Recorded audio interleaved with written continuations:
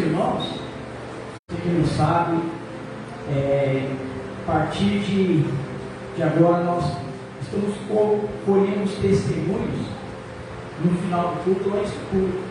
Procure a bispa, nós vamos fazer uma gravação, na sua autorização nós vamos lançar o seu testemunho nas redes sociais, para que todos possam ver e contemplar a grandeza de Deus na tua vida, a grandeza de Deus nesta obra em nome de Jesus. Amém? Amém.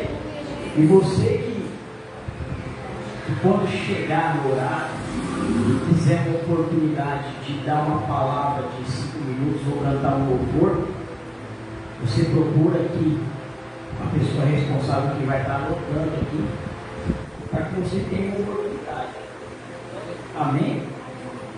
Porque aí a pessoa que estiver na direção do culto, dirigindo o culto, ela vai saber que você pediu uma oportunidade para estar falando algo ou louvando para o nosso Senhor. Amém? Amém? Glória a Deus. Livro de Êxodo,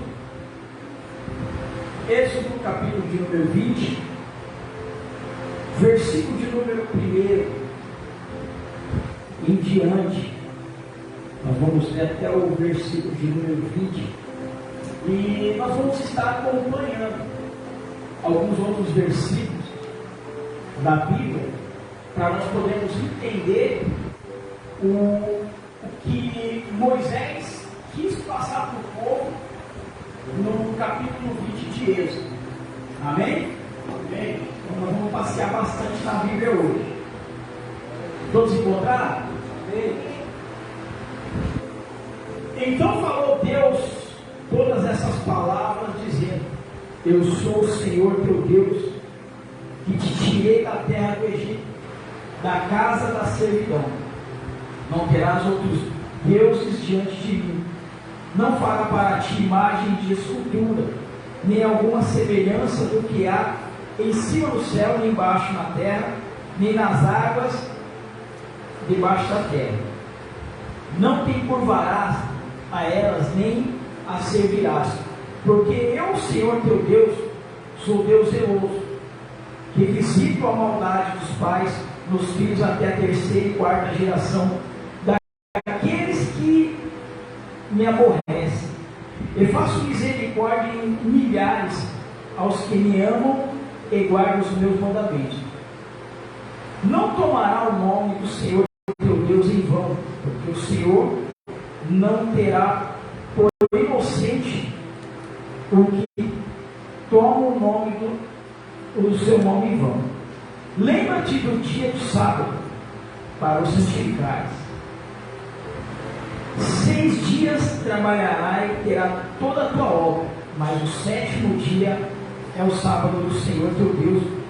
Não fará nenhuma obra, nem tu, nem teu filho, nem a tua filha, nem o teu servo, nem a tua serva, nem o teu animal, nem o teu estrangeiro que está dentro das tuas portas.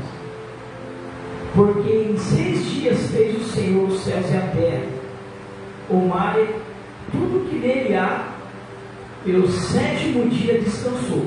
Portanto, abençoou o Senhor o dia do sábado e o santificou. Honra teu pai e tua mãe, para que se prolongues os teus dias na terra que o Senhor teu Deus te dá. Não matarás, não adulterarás, não furtarás, não darás falso testemunho contra o teu próximo, não cobiçarás a casa do teu próximo, não cobiçarás a mulher do teu próximo, nem o seu servo, nem a sua serva, nem o seu boi, nem o seu jumento, nem causa alguma do teu próximo. E todo o povo viu os trovões e os relâmpagos, e o sonido da buzina, e o monte fumegando. E o povo, vendo isso, retirou-se e pôs-se de longe. E disseram a Moisés: Fala tu conosco, e ouviremos. Ele não fala Deus conosco para que não morramos. E disse Moisés ao povo: não temais, que Deus veio para provar-vos, e para que o seu temor esteja diante de vós, para que não pequeis. Só tem. Glória a Deus. Curva a sua cabeça em nome de Jesus. Querido Espírito Santo de Deus, neste momento nós estamos entrando no momento da tua palavra. Te pedimos, meu amado, que nesta hora, Senhor, o Senhor dê permissão ao Espírito da verdade, para que ele venha trazer a mensagem aos nossos corações, de uma forma que venha provocar avivamento no nosso coração, a ponto de sermos renovados através desta palavra. Espírito Santo, tome a liberdade sobre este altar, sobre a minha vida, que eu diminua e que o Senhor se manifeste através desta pregação, porque até aqui falei eu, mas que a partir de agora o Senhor venha falar conosco. Cerque este lugar com anjos poderosos, anjos que vai neutralizar toda a ação do inimigo que vem para trazer desatenção, cansaço físico, mental e espiritual, setas, trazer aquilo pelo qual venha nos tirar da tua presença. Que o Senhor, meu amado, faça com que esta palavra ela venha limpar a nossa mente, o nosso entendimento, a ponto de nós sermos sarados pelo poder da tua palavra, em nome de Jesus. Amém? Aplauda mais uma vez o nome do Senhor. Glória a Deus. Hoje, essa madrugada eu estava falando com Deus em oração, e eu estava meditando nos mandamentos mais conhecidos, que se encontra no livro de Êxodo, também se encontra no livro de Deuteronômio, né? E estava eu conversando com Deus acerca dos mandamentos e fazendo um estudo acerca desses 10 mandamentos que se tornaram principais dentro da humanidade. É claro que nós sabemos que dentro do Êxodo, dentro de Deuteronômio, dentro de Levítico, existe muito mais leis a ser cumpridas do que 10 leis. Tem estudiosos que dizem que não são 10 leis que estão escritas aqui, que são 8 leis. Tem outros pesquisadores que dizem que não são 10 leis e nem 8, são 9. Tem outros que dizem que são 11. Mas aí fica a critério de cada um, o entendimento de cada um. O importante mesmo, irmãos, é a gente obedecer a Deus. Para mim, o importante não é a quantidade de números que foram classificados essas leis. Para nós, o importante mesmo é a gente ter entendimento dessas leis e começar a praticar essas leis em nome de Jesus. Amém? E esses mandamentos, para nós entendermos o que é os 10 mandamentos ou os demais mandamentos, os 10 mandamentos não é uma sonegação de Deus, não é Deus tentando fazer com que nós nos tornamos infelizes com aquilo que a nossa carne quer fazer. E Deus olha para você e para mim e fala: não faça, não faça, não pode, não mexe, não vai. Não, porque em nenhum momento Deus se colocou como ditador da história. Em nenhum momento Deus, dentro da sua palavra, ele se encaixa como alguém que dita as regras para mim e para você. Pelo contrário, Deus, Ele quer nos abrir os olhos diante dessas regras como algo espiritual, como uma estratégia de termos vitória sobre as trevas, de, ao invés de enxergarmos apenas como um mandamento, enxergarmos esse texto de Êxodo 20 como palavra de vida? Ou será que você já enxergou os mandamentos de Deus como palavra de vida para você? Será que algum dia você parou para olhar os mandamentos de Deus? Parou de enxergar Deus como um ditador? E entender que diante das leis que Ele estipulou para você praticar, Ele te deu um livre-arbítrio? E quando Deus Ele nos dá o livre-arbítrio, Ele nos dá direito de fazer e não fazer, de obedecer e não obedecer, de praticar e não praticar, de buscar a salvação e não buscar a salvação. Diante do que Deus escreveu, do que Deus mostrou para Moisés e mandou Moisés relatar tudo isso, Deus Ele nos traz, ao invés de um ditador carrasco, Ele nos traz vitória de vida diante daquilo que a princípio parece uma opressão sobre a nossa carne. Quantas das vezes você não leu os mandamentos de Deus e você sentiu a sua carne sendo oprimida pelas palavras? Porque tudo aquilo que Deus coloca como lei é tudo contra a tua carne, é tudo contra a minha carne, é tudo contra aquilo que eu quero fazer, é tudo contra aquilo que você quer fazer. Mas nem por isso Deus se torna ditador, porque Ele nos dá o livre-arbítrio.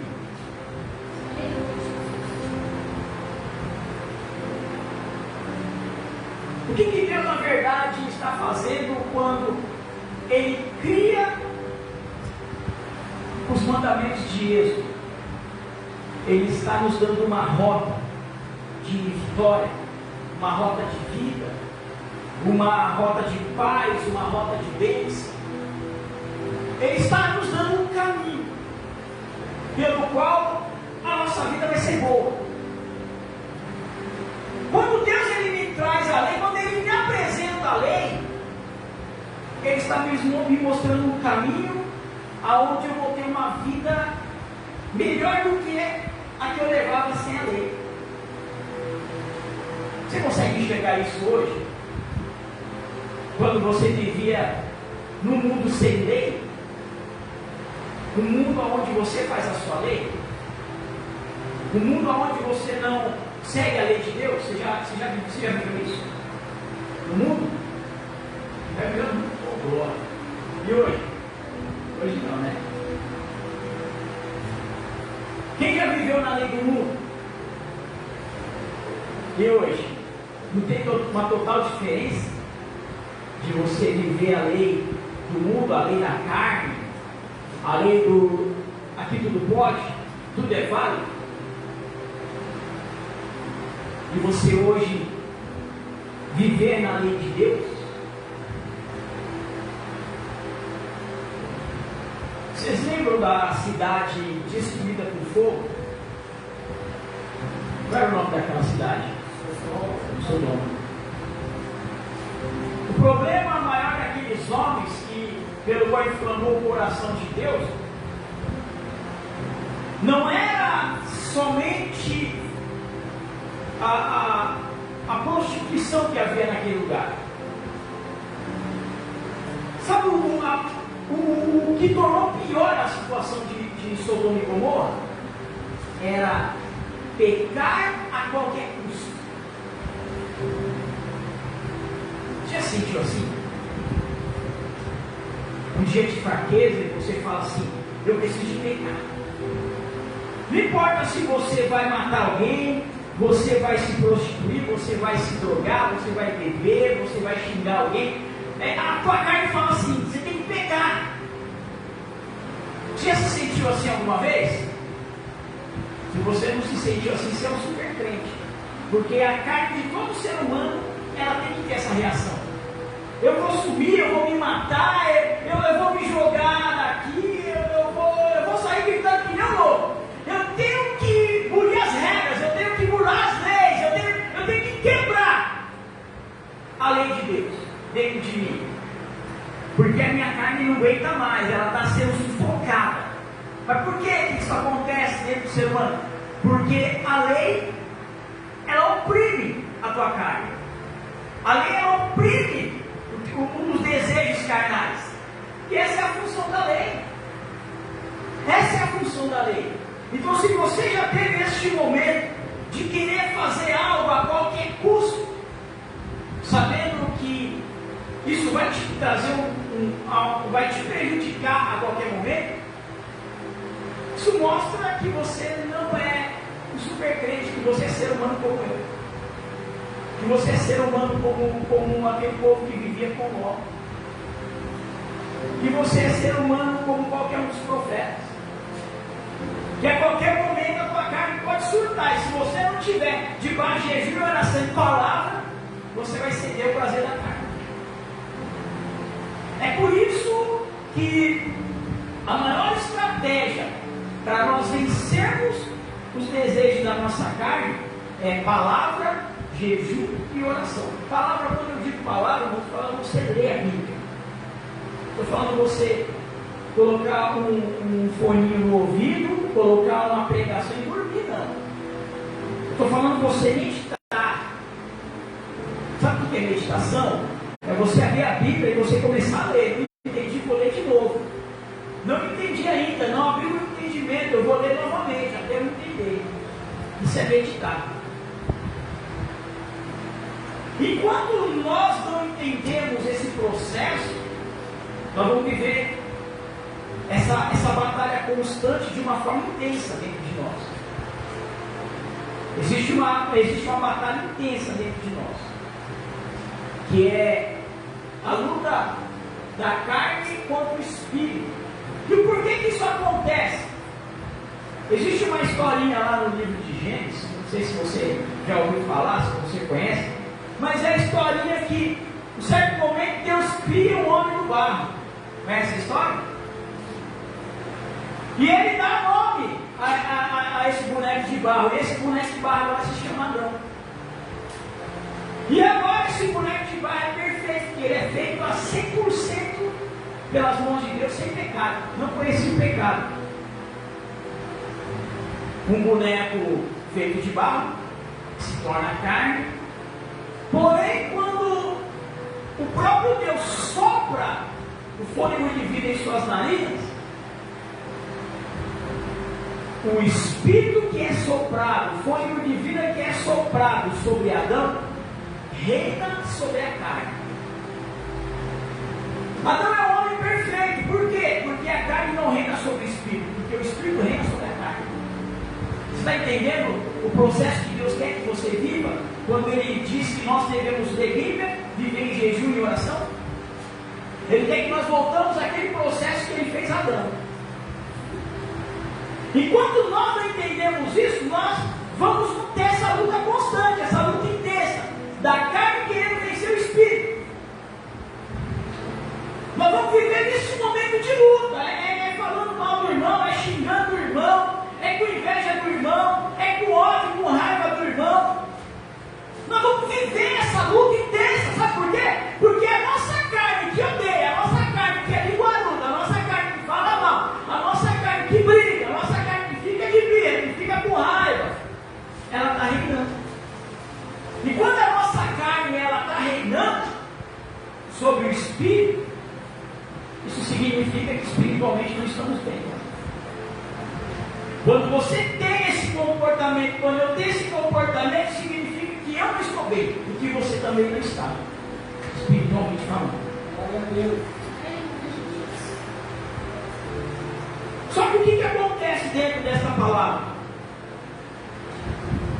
Deus, Ele traz uma estratégia a este povo.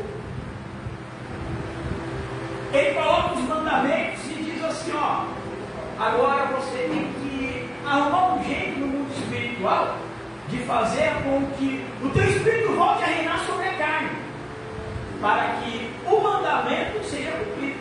Porque antes de Adão pecar, o mandamento era cumprido ou não era? Era ou não era? Os mandamentos de Deus eram cumpridos. Por quê? Porque havia reino do Espírito sobre a carne. Quando Adão dá lugar para o pecado, dá lugar para a carne vai se fortalecendo e se torna mais forte que o seu espírito. E é isso que acontece conosco quando nós somos mais carne do que espírito. A nossa carne está mais alimentada do que o nosso espírito. Só que a Bíblia diz que para nós vencermos as tentações, nós temos que alimentar muito mais o nosso espírito do que a carne. Então, se você ou eu temos atitudes muito mais carnais do que espiritual, isso significa que nós não estamos lendo a Bíblia. Significa que nós não estamos jejuando. Significa que nós não estamos orando o suficiente. Qual é o seu período de oração com Deus no período diário? 1 minuto? 1 minuto e meio? 2 minutos? 2 minutos e meio de oração?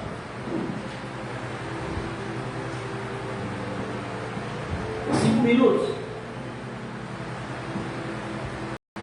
Meia hora? 1 hora de oração? Quanto tempo você tem gastado do seu dia para falar com Deus? 2 horas por dia de oração?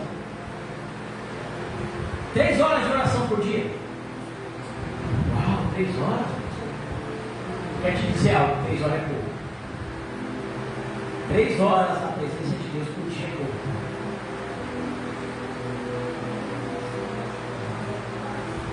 Quatro horas não está bom, bispo? 4 horas é pouco.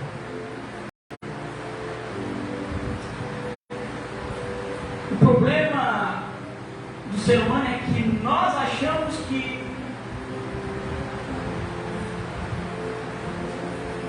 por hoje está tudo certo, temos que agora se desconectar de Deus. Mas o segredo é você nunca se desconectar de Deus. Enquanto você estiver acordado, enquanto você estiver consciente do que você está fazendo, você tem que estar conectado em Deus. A sua mente tem que estar voltada em Deus. A sua mente não pode estar voltada às coisas da carne. Ou seja, quantas horas você fica acordado por dia? 12 horas? 13? 12? Não importa. O período que você ficar acordado, você tem que estar em Deus. É necessário você ficar conectado com Deus. Porque basta 1 segundo de você parar de estar vigilante e o diabo te dá rasteira. Ah, não acredito nisso. Já prestou atenção quanto tempo demora para você estar andando na rua e você pisar no buraco e do pisar no buraco você cai no chão? Você está andando na rua e você se descuida e tem algo no seu caminho, tem um obstáculo no seu caminho, você tropeça e cai. Quanto tempo demora para você cair? Quanto tempo? Muito rápido. É esse tempo que o diabo precisa. Um descuido seu, você tropeçar, imediatamente você cai. É isso que o diabo quer fazer na minha vida e na sua vida.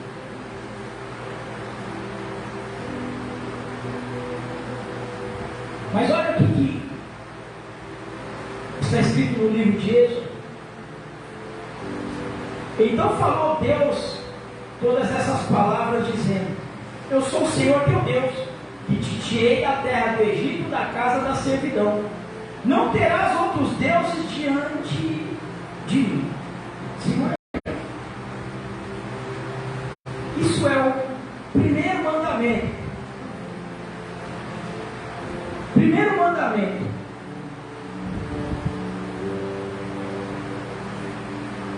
Mas quando Deus coloca esse primeiro mandamento, Deus traz a memória, Deus traz a lembrança. Então falou Deus todas essas palavras, dizendo: Eu sou o Senhor teu Deus, que te tirei da terra do Egito, da casa da servidão. Não terás outros deuses diante de mim. O que Deus está querendo dizer com isso? Deus está dizendo o seguinte: você clamou, pediu por socorro, e você estava lá na casa da servidão, você estava lá no Egito. Quando você clamou por socorro, o único Deus que respondeu, quem foi? Foi eu. O único Deus que foi te socorrer, quem foi? Foi eu. O único Deus que fez todos aqueles sinais para te tirar do Egito, quem foi? Foi eu. O único Deus que manifestou com grande poder naquele lugar, quem foi? Foi eu. Então me reconheça como Deus. Me reconheça como Deus na tua vida. Reconheça o que eu tenho feito no meio de vocês. Reconheça a minha grandeza quando você mais precisou, quando você mais clamou por socorro. Porque quando você clamou para que Deus viesse socorrer, era eu que estava lá. Foi eu que te socorri. Foi eu que agi. Foi eu que manifestei o meu poder.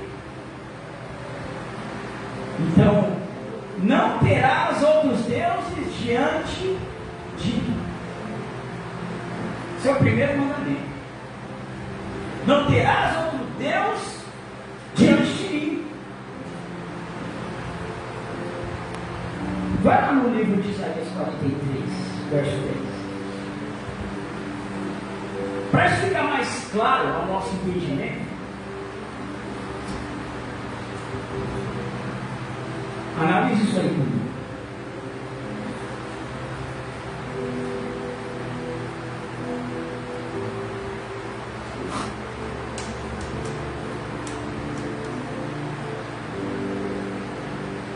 Aí depois você volta no livro de Mateus 22.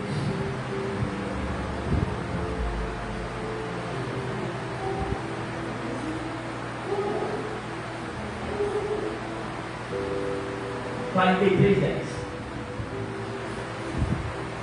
Disse: Vós sois as minhas testemunhas, diz o Senhor, e meu servo, aqui escolhi para que o saibais e me creais e entendais que eu sou o mesmo, e que antes de mim Deus nenhum se formou, e depois de mim nenhum haverá. Então esse é o recado de Deus. Pode colocar em Mateus 22, 34.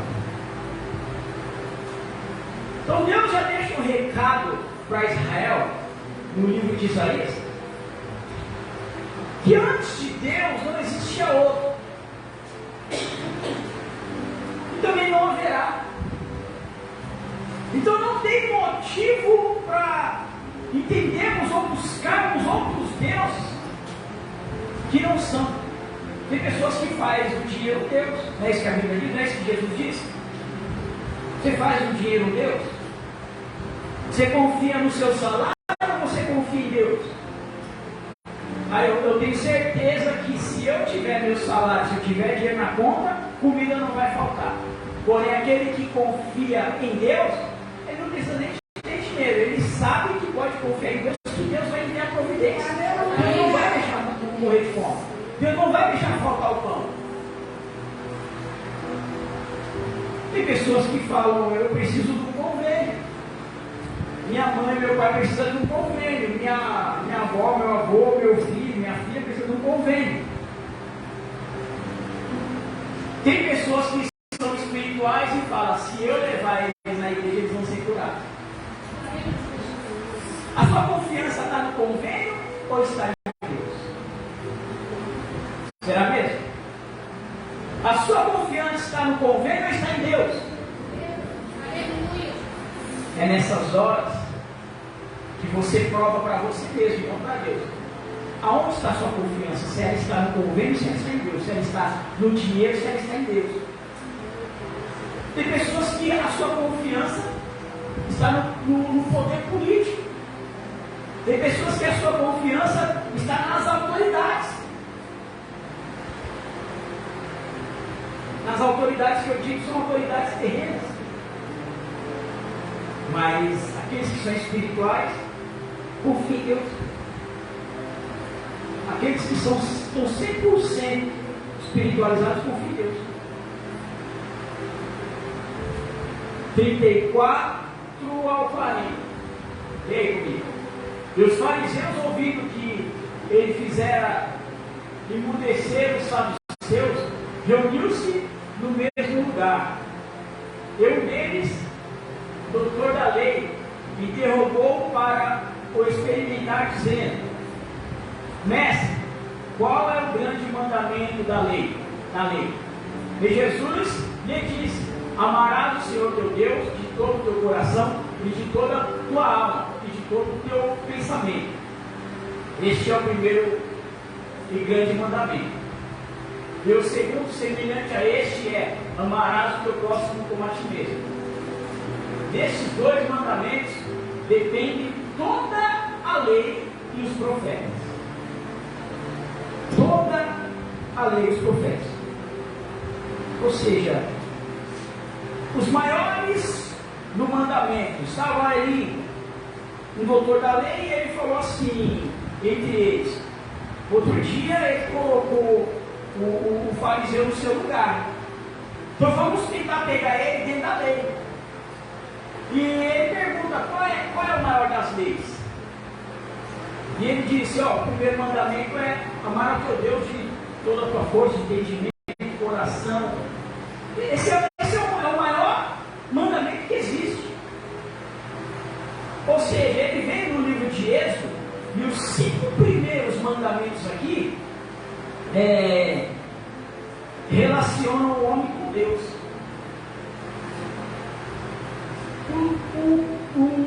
O 6º mandamento até o 10º é o relacionamento do homem com o homem. E é por isso que ele diz: amar ao teu Deus com todo o teu entendimento, com toda a sua ciência, com todo o teu coração, de toda a tua alma, toda a sua dedicação. Esse é o primeiro mandamento. É o mandamento mais valioso. E o segundo, ele pega todo o mandamento do 6 até o 10º, e ele diz: amar o próximo como a ti mesmo. Toda a lei se baseia nesses dois mandamentos, se funda dentro desses dois mandamentos. Você está entendendo a inteligência de Jesus diante do livro de Êxodo? Então, se nós não temos entendimento no profundo o que é amar a Deus de todas as formas que Jesus disse que tem que ser, nós não estamos praticando a lei. Se nós não temos o entendimento de Jesus de amar o nosso irmão, como o próprio Jesus determinou que deveríamos viver esse amor na presença de Deus, nós estamos transgredindo a lei. Porque isso se torna lei nas nossas vidas. Mas a lei te traz salvação? Não. A lei não te traz salvação. Quem te traz salvação? Salvador, Jesus Cristo. A lei, a prática da lei não te traz salvação. A prática da lei te leva até o Salvador. Está entendendo? A prática da lei não te traz salvação. A prática da lei te leva até o Salvador. Para você seja salvo. Sem a prática da lei, você não vai até o Salvador. O caminho até a salvação, o caminho até o Salvador é a prática da lei. É por isso que a todo momento Jesus está batendo na tecla. Aquele que faz isso, ele não herdará. Aquele que pratica isso, ele também não herdará. Aquele que não se despertar para isso, ele não herdará. Aquele que não pratica a lei, que não obedece às leis, ele não herdará. Por quê?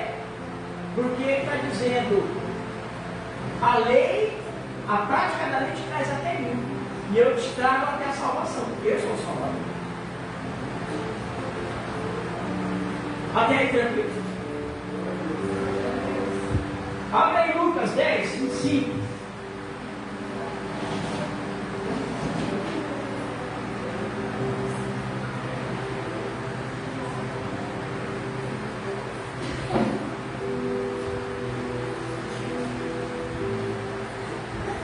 E eis que se levantou o servo, respondendo ele disse: amarás o Senhor teu Deus de todo o teu coração, e de toda a tua alma, e de todas as tuas forças, e de todo o teu entendimento, e ao teu próximo como a ti mesmo. Ele disse: respondeste bem, faze isso e viverás. E ele, porém, querendo justificar-se a si mesmo, disse a Jesus: e quem é o meu próximo? E ele respondendo, Jesus disse: desci um homem de Jerusalém para Jericó, e caiu nas mãos dos salteadores, e os quais o despojaram, e espancando-se, se retiraram, deixando o meio morto. Ocasionalmente descia pelo mesmo caminho certo sacerdote, e vendo, passou de largo. E de igual modo também um levita, chegando àquele lugar, e vendo, passou de largo. Mas o samaritano que ia de viagem chegou ao pé dele, e vendo, moveu-se de íntima compaixão, e aproximando-se, atou-lhe as feridas, deitando-lhes azeite e vinho, e pondo sobre a sua cavalgadura, levou para uma estalagem, e cuidando dele. E partindo no outro dia, tirou 2 dinheiros e deu-os ao hospedeiro, e disse: cuida dele, e tudo que demais gastares eu te pagarei quando voltar. Qual, pois, desses 3 te parece que foi o próximo daquele que caiu nas mãos dos salteadores? Só tem. Qual desses te parece aquele que realmente ajudou o próximo? Hã? Quem? O ladrão, o levita, o sacerdote ou o samaritano? E Jesus deixa essa pergunta para ele, porque Jesus está dizendo nos versículos anteriores, que ele tem que amar o próximo como a ti mesmo. E agora o ladrão vê esse rapaz, está de frente desse rapaz.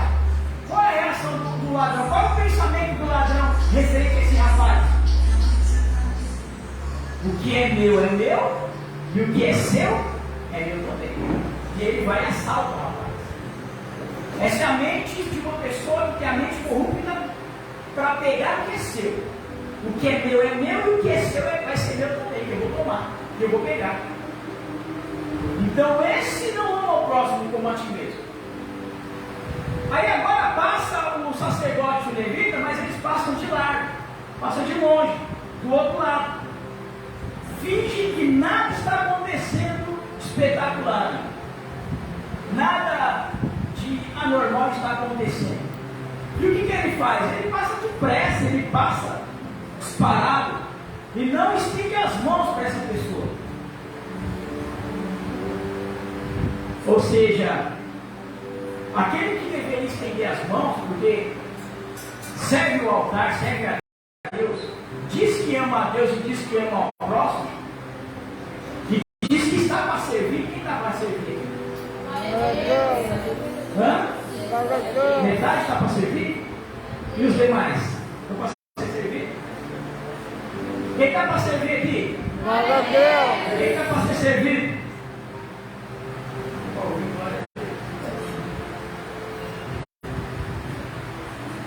Mas o que Jesus disse?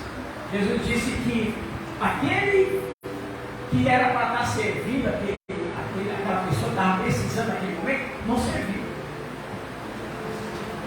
Será que o nosso coração está voluntariamente preparado para estar servindo quem realmente está precisando? Ou você só tem coração para servir aquele que te ama, para servir aquele que é seu parente, aquele que é legal, aquele que vai te trazer um benefício futuramente? Ou será que você entendeu o que tem que ser feito? Que o coração está para servir a todos. Como está teu coração referente ao posicionamento de servir? Sabe por quê? A mente, Jesus está dizendo, ó, a mente do levita e do sacerdote está funcionando assim, ó. O que é meu, o que é seu.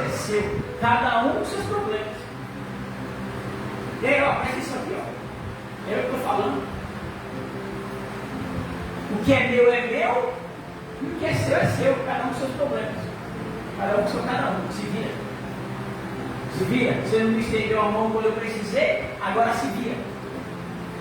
Quando eu precisei de ajuda, você não me ajudou, agora se vira.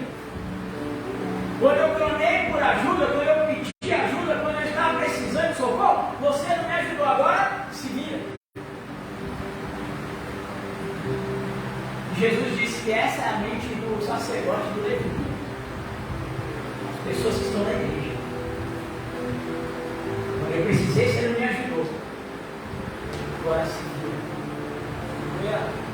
Aí sabe aquele camarada que sempre aguenta todo mundo, que é o samaritano? Tipo assim, o samaritano não vale nada, o samaritano não conhece a lei, o samaritano não honra a Deus e não pratica a verdade. Jesus disse, foi esse aí que entendeu o propósito. Sabe o que ele fez?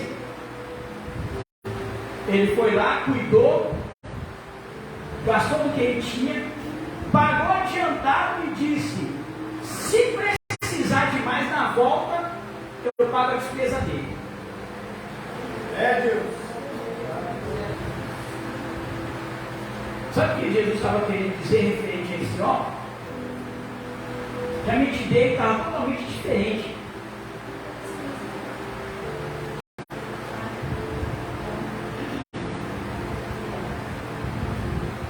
O que é meu?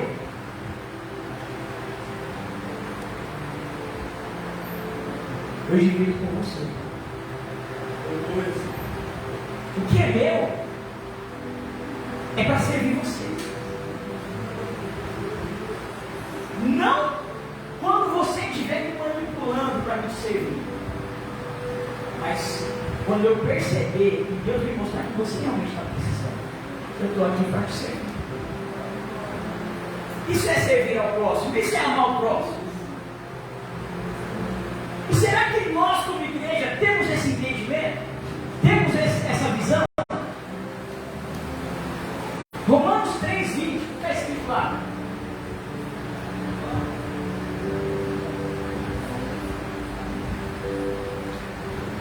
Por isso, nenhuma carne será justificada diante dele pelas obras da lei, porque pela lei vem o conhecimento do pecado. Ou seja, a lei não te traz salvação, a lei te traz conhecimento do pecado.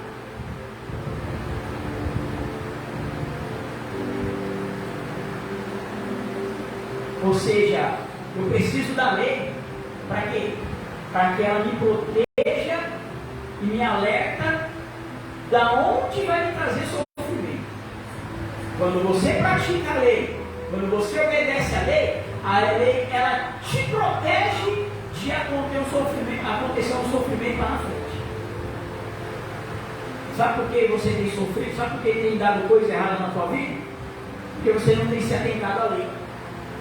Porque a lei, ela te limita a uma queda, a lei, ela te limita a um tropeço, a lei, ela te limita a um fracasso, a ruína, a um sofrimento.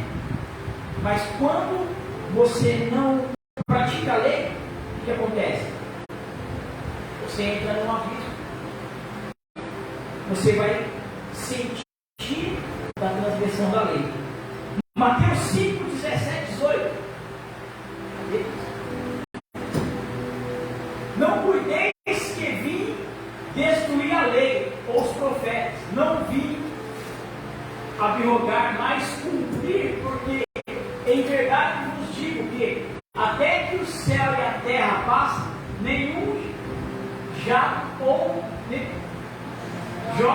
ou tio se omitirá da lei sem que tudo seja cumprido. Ou seja, a lei, ela simplesmente está para ser cumprida. Só que tem pessoas que falam, mas Jesus já veio, não precisa de Respeitou a época da graça, então não preciso de cumprir a lei. Legal, vamos sair matando todo mundo, né? Vamos sair roubando tudo por aí. É assim que funciona? Não, nós temos que cumprir a lei, irmãos. Sabe o que Provérbios 29, 18 diz?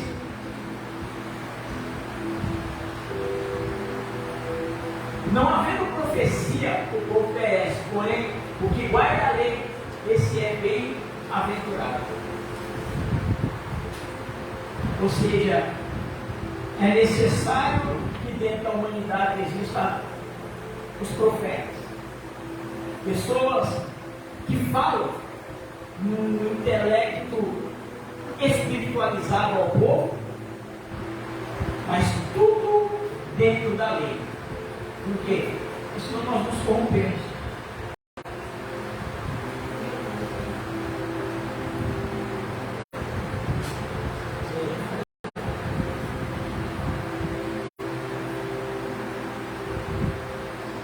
Jeremias 2. Isso aí, cadê a luz?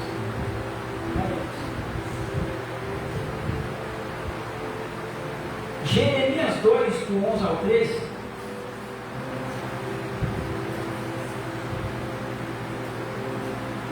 Diz assim: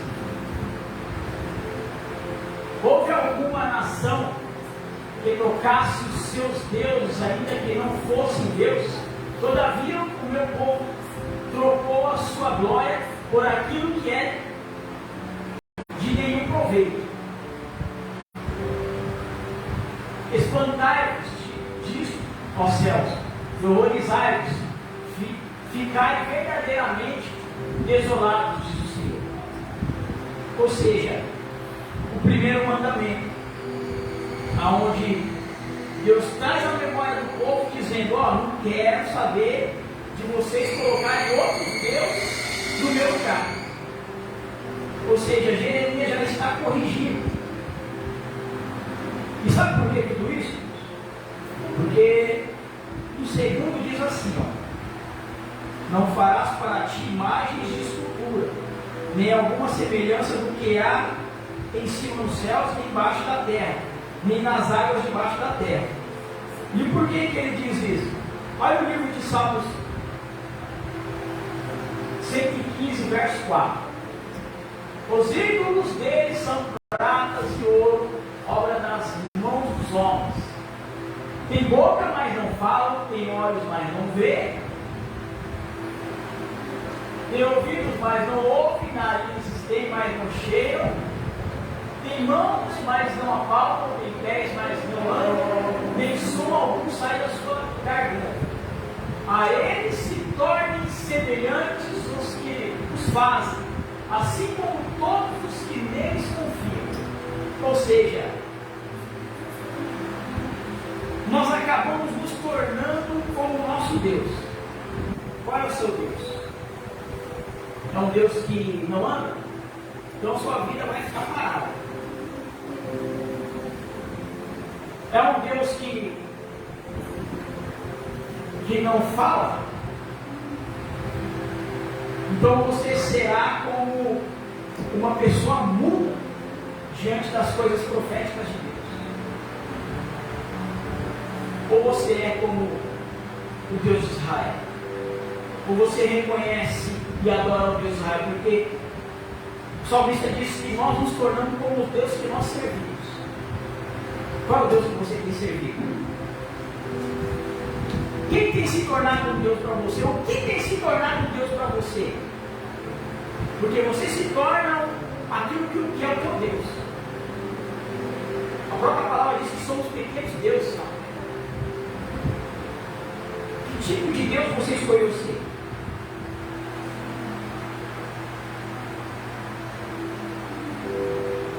Isaías 45, 20 diz que nós rogamos ao Deus de madeira. Congregai-vos e vinde, chegai-vos juntos aos que escapastes das nações, nada sábios, que conduzem em precisão, procissão as suas imagens de escultura, feitas de madeira, e rogam a um Deus que não pode salvar. Ou seja, pessoas que estão fazendo de uma imagem de escultura o seu Deus. 1 Coríntios capítulo 10, verso 14 ao 20, vai pular aí. Que é quem pensa nisso. Diz que nós devemos decidir em fazer comunhão, em decidir em estar em comunhão com Deus ou aos demônios, porque ele diz assim, Paulo, o São Paulo, ele diz assim, que aquele que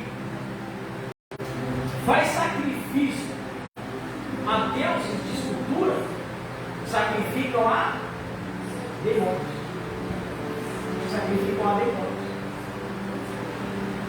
Então nós devemos analisar o que Paulo está dizendo, para que nós não venhamos cair numa religiosidade.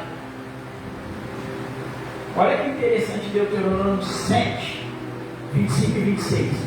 Isso aqui, ó, tem muita gente que tem criticado a nossa forma de trabalho, mas olha as imagens de escultura de seus deuses queimarás a fogo. A prata e o ouro que estão sobre elas não cobiçará, nem os tomarás para ti, para que não te alcances neles, pois a abominação é ao Senhor. Ó, esse tipo de imagens, o livro de Deuteronômio diz que você tem que queimar. Você não deve cobiçar nem a prata nem o ouro que vem acompanhando tudo isso.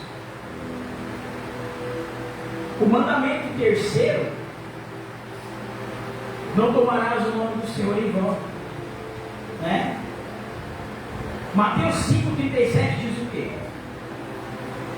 Seja porém o vosso falar sim, sim, não, não, porque o que passa disso é procedência maligna.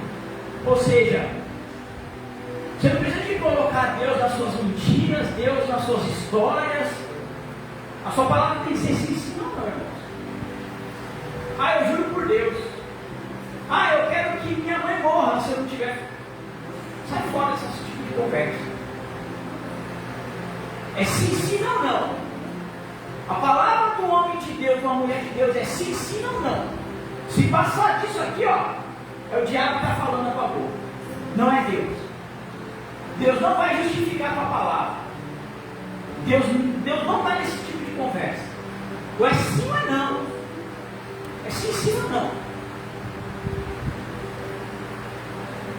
A partir do momento que você coloca Deus numa conversa paralela só para satisfazer o teu eu, você está falando o nome do santo em vão. Ah, foi vontade de Deus. Vontade de Deus ser feita na carne. Vontade de Deus. Ah, mas Deus permitiu. Deus que quis. Irmãos, a decisão está na tua mão. Agora você vem colocar, você está falando o santo nome em vão. Ele é santo.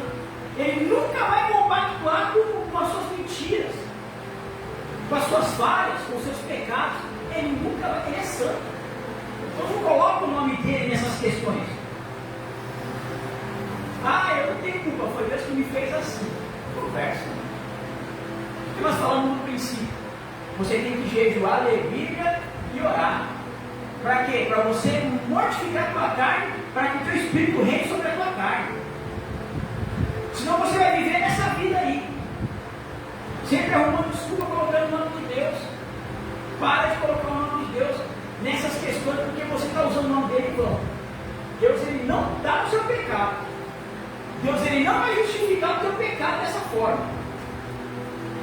Quando você não falar, a culpa é minha, o problema foi meu. Quando você ficar terceirizando para Deus, você vai continuar nesse fracasso aí. Aí fulano da sua família, a gente morre. Aí você vira uma revolta contra Deus, porque Deus matou fulano. Nós vamos levar para uma linhagem espiritual. Por que fulano morreu antes do tempo? Por que não morreu na sua velhice? Existe uma legalidade em tudo isso aí. Existe uma irresponsabilidade de alguém, não de Deus. Alguém foi imprudente para que a ocorrência aquela morte, mas não foi Deus. Tira isso do seu coração. Não foi Deus. Alguma coisa, alguma legalidade, até mesmo uma hereditariedade aconteceu para que isso acontecesse. Mas de maneira alguma, Deus é culpado pelos nossos pecados. Aí você fala, eu juro por Deus. Aí você fala, não, bispo, se Deus quiser eu vou cumprir. Se Deus quiser eu vou cumprir, você tem que ter palavra. Porque eu acabei de falar, se ensina ou não. Não é colocar Deus nessa história. É você ter palavra de crente. Você vai cumprir. Você não deu sua palavra? Você não pegou emprestado para a irmã Joia? Não pague ela. Você deu sua palavra. Cobra lá, irmã Joia. Tem que pagar.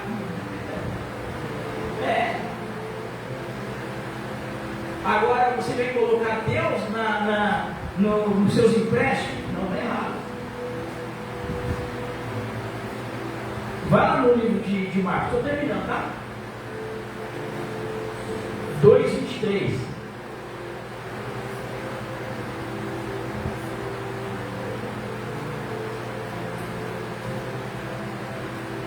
Olha, referente ao mandamento do sábado. E aconteceu que, passando ele no sábado pela seara, os seus discípulos caminhando começaram a colher espigas. E os fariseus lhe disseram: vês por que fazes no sábado o que não é lícito? Mas ele disse: nunca lestes o que fez Davi quando estava em necessidade e teve fome? Ele e os que com ele estavam. Como entrou na casa de Deus no tempo de Abiatar, sumo sacerdote, e comeu os pães da propiciação, dos quais não era lícito comer, senão aos sacerdotes, dando também aos que com ele estavam. E disse-lhe: o sábado foi feito por causa do homem, e não o homem por causa do sábado. Assim o Filho do Homem até no sábado é Senhor. E quando Deus diz através de Moisés para nós lembrarmos do sábado para santificar, ele está dizendo: ó, o sábado é um dia santo. O homem não foi feito para o sábado. Você não tem que ser escravo do sábado. Deus fez um dia para você descansar. Então, na semana você tem um dia preparado para descansar. Não consegue descansar no sábado? Escolhe um outro dia para descansar. Porque você não pode ser senhor do sábado. O sábado não foi feito para te escravizar, foi feito para você descansar. Escolhe qualquer dia. Sabe por quê? Porque se você não parar para descansar, vai vir o estresse, vai vir a depressão e o maligno vai acabar entrando na tua vida. Então até isso Deus pensou. Só que será que você tem avaliado dessa forma? Livro de Efésios 6:1-3 diz assim: vós filhos, sede obedientes aos vossos pais do Senhor, porque isso é justo. Honra teu pai e a tua mãe, que é o primeiro mandamento com promessa. Você viu onde está aqui a promessa?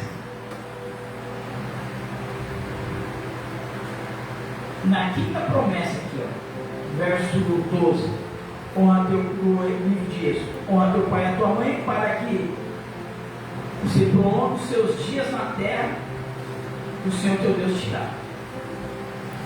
E aqui no livro de Efésios, Paulo também comenta sobre isso. Ou seja, honra teu pai e tua mãe, seja obediente. Você que um dia saiu da casa deles sem a bênção, volta lá um dia e peça a bênção. Fala assim: eu reconheço que eu falhei, eu fiz errado, eu vim aqui pedir a bênção. Eu vim aqui para ser abençoado. Tem pessoas que acabam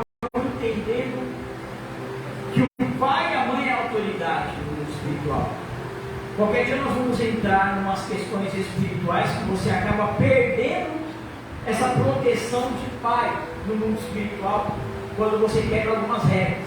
É por isso que esse mandamento ele deixa bem claro dessa forma: honra teu pai.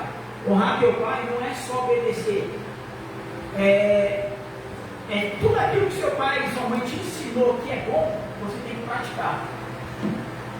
Todos os princípios da palavra que ele te ensina, você tem que praticar. A partir do momento que você traz desonra para os teus pais, você quebra uma lei de Deus e vem maldição para a tua vida. Pessoal, seu pai lá na vida é uma pessoa né, bem posicionada no bairro, todo mundo gosta, todo mundo conhece seu pai e sua mãe, todo mundo sabe da conduta do seu pai e sua mãe, e aí vem você desmoralizar o seu pai e sua mãe na onde eles moram, escandalizar. Olha o filho do fulano que está fazendo, olha a filha do fulano que está fazendo. Você está desmoralizando seu pai e sua mãe. Você está desonrando eles no lugar onde eles moram. A Bíblia diz o quê? Você tem que honrar eles e não desmoralizar seu pai e sua mãe.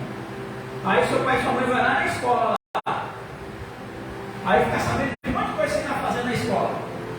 Você está fazendo? Desmoralizando seu pai e sua mãe. Você está desonrando seu pai e sua mãe. Sua mãe e seu pai estão saindo envergonhados daquela escola. Morrendo de vergonha. E aí? Você está honrando seu pai e sua mãe? Honrar seu pai e sua mãe não é só pedir beijo, não é só falar eu te amo. É você entrar na obediência.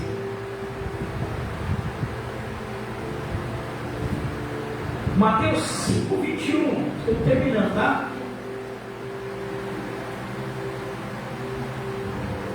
Diz assim, ó, verso 13 diz: não matarás. Olha o que Mateus 5:21 diz: ouviste que foi dito aos antigos: não matarás, mas qualquer que matar será réu de juízo. Ou seja, nós estamos sujeitos a um julgamento pelo sangue derramado. Às vezes você já compactuou com o sangue derramado, às vezes você já abortou, às vezes você já fez até sacrifício de um ser humano numa religião, ou até mesmo não foi de um ser humano, mas foi de um animal. Ou seja, você compactou de um sangue inocente. Sangue inocente não é só ser humano. Sangue inocente é um animal que morre por um sacrifício. Se você não for comer o animal, não mate. Porque você está matando um sangue inocente. Está derrubando um sangue inocente. 1 Coríntios 6:15. O 7º mandamento diz assim: não adulterarás. Não saibais vós que os vossos corpos são membros de Cristo? Tomarei, pois, os membros de Cristo e faloreis membros de uma meretriz? Não, por certo, ou não sabeis que o que se ajunta com uma meretriz se faz um corpo com ela? Porque serão, disse, dois uma só carne. Ou seja, quando Deus diz que um dos mandamentos é não adulterarás, Ele está dizendo o quê? Sexo fora do casamento é quebra da lei. Sexo fora do casamento é transgredir a minha lei. Ou seja, casamento é ato sexual. Cometeu ato sexual, você se tornou um só com aquela pessoa. E se não existe o matrimônio, você está pecando contra a lei de Deus.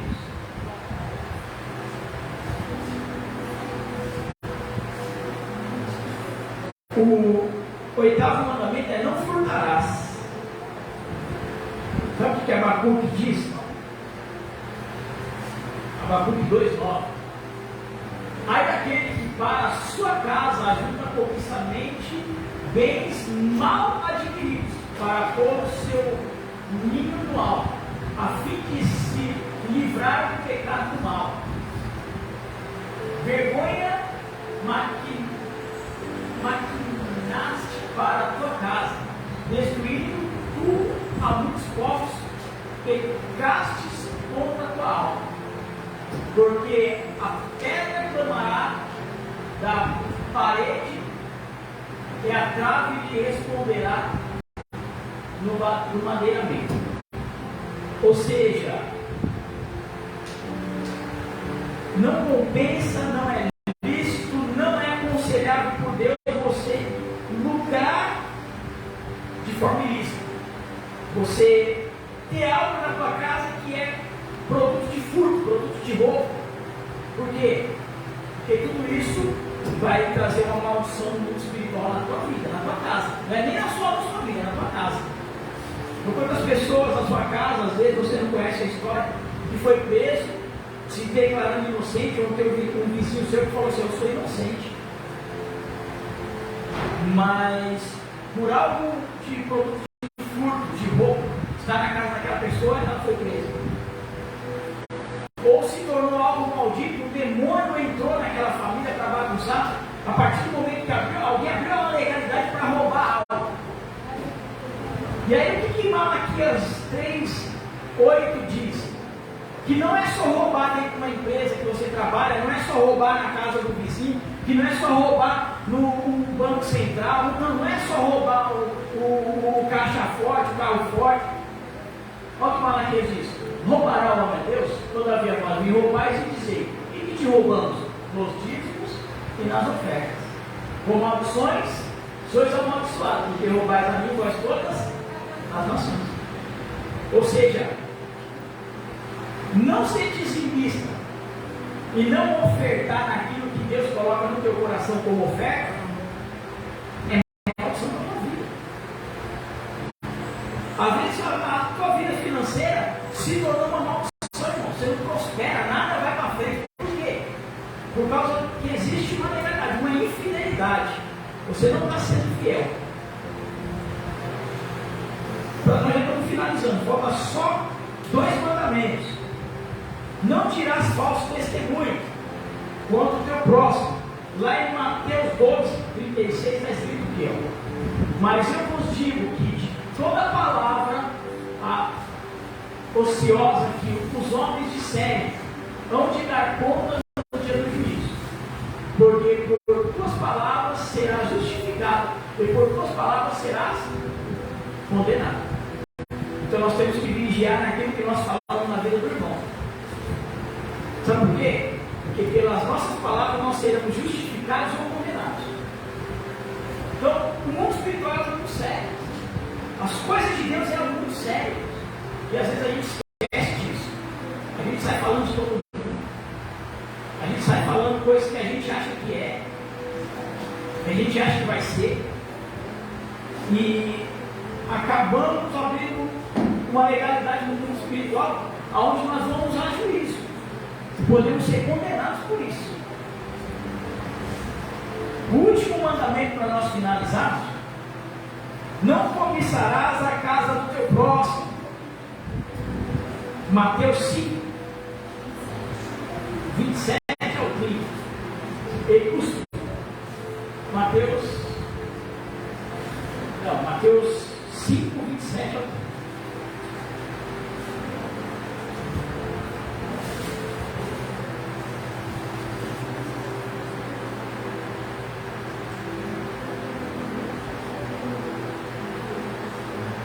Ouviste que foi dito aos antigos: não cometerás adultério. Eu, porém, vos digo que qualquer que atentar numa mulher para a cobiçar, já no seu coração cometeu adultério com ela. Portanto, se o teu olho direito te escandalizar, arranca-o e atira para longe de ti. Pois que é melhor que se perca um dos teus membros do que seja todo o teu corpo lançado no inferno. E se a tua mão direita te escandalizar, porque te é melhor que um dos teus membros se perca do que seja todo o teu corpo lançado no inferno. Ou seja,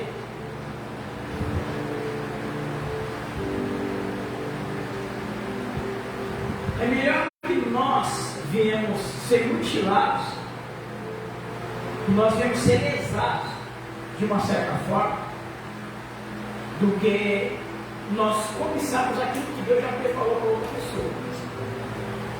Nós invejarmos aquilo que Deus preparou para você. Se Deus preparou uma bênção para você, irmãos, eu tenho que alegrar com a bênção que Deus te deu. Se Deus fez com que o injusto fosse mais abençoado do que eu tenho que me alegrar com a bênção do injusto, porque foi Deus quem decidiu honrar ele por algum motivo. E até nisso nós quebramos os mandamentos. Amém? Então que nessa noite de hoje, este mandamento, esses 10 mandamentos, eles venham de uma forma clara em nossos corações, a ponto de nós entendermos que não se trata apenas de mandamentos, se trata também de caminhos que o Senhor está querendo nos levar para sermos abençoados e não vivermos uma vida de maldição. Amém? Aplauda o Senhor. Aplauda o Senhor.